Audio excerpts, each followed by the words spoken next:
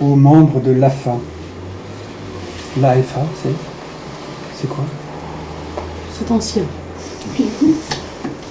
Mouettes et faucons se mêlaient dans les airs, près de la pyramide où valsent les éclairs, et les aspics joyeux se tordent sur le sable, devant ta face, ô roi du monde impérissable.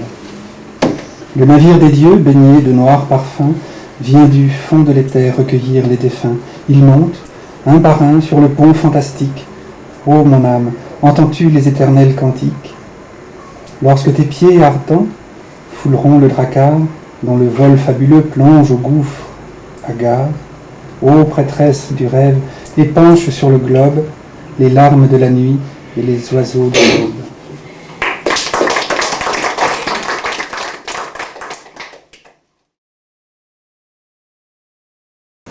Alors, comment faire naître l'amour? chez les autres, Ou chez soi. chez soi ou chez les autres? Bah, les deux. C'est deux questions. Ah, il faut supprimer la haine.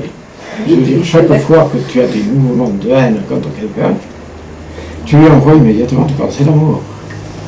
Et il faudrait faire du bien à tous les êtres, chaque jour. Faire du bien à une plante, faire du bien à un animal, faire du bien à un être humain, faire du bien à un vivant, faire du bien à un mort, faire du bien à un dieu, faire du bien aussi à un démon. Remarque que le fait de faire du bien à un démon est terrible, parce que quand tu lui fais du bien, le malheureux est terriblement torturé. Et il s'enfuit au plus profond de l'enfer pour ne plus avoir affaire à toi. Mais c'est pour lui une expérience. Et il finira tôt ou tard par devenir, à la place d'un démon, il sera un mort malfaisant. Puis après avoir été mort malfaisant, il sera mort bienfaisant. Puis il sera un dieu, un ange, un archange et tout ce que l'on voudra. Et comment joindre ce démon? Ce démon, Par la pensée uniquement. par la pensée, oui. Vous êtes tous entourés par un démon, par un mort malveillant, par un mort bienveillant, par une fée et par un lutin. Alors vous envoyez tous les jours à ces 5 personnes et viennent des pensées d'amour. Et de cette manière-là, votre faculté d'aimer grandit, et c'est la faculté d'aimer les autres grandit aussi. D'aimer, d'être aimé par les autres grandit également. Et évidemment, vous vous rappelez l'histoire de Bouddha qui chasse d'un corps d'un énergumène quelques milliers de démons. Et une fois qu'il les a chassés, il les évangélise, si j'ose m'exprimer ainsi, et les convertit au bouddhisme. Et en fait des messagers secrets et des messagers invisibles du bouddhisme qu'il envoie à travers toute la terre. Et bien, c'est en réalité ce que nous allons faire. Et on peut dire que la force de l'initié n'a aucune limite. S'il était seul sur la terre et qu'il est contre lui tous les êtres les plus démoniaques, il serait encore le plus puissant.